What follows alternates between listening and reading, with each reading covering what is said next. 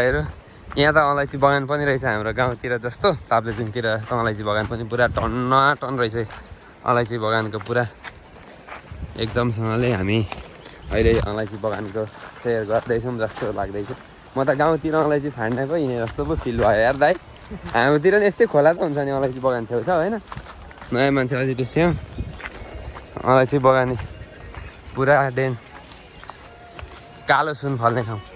अब मान्छे त जताततै पनि भिडभाड त्यस्तै घट्टे होमस्टे पनि रहेछ टन्नै पुरा रमाइलो मान्छे चाहिँ कहिलेदेखि कति टाइमदेखि आउने जाने भन्ने हुन्छ नि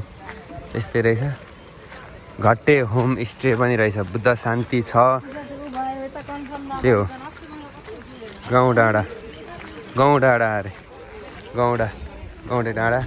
पुरा गुम्बा गौडातिर भने केटाहरू किन गौडातिर भन्छ त गौडातिर त यस्तो रहेछ अनि पो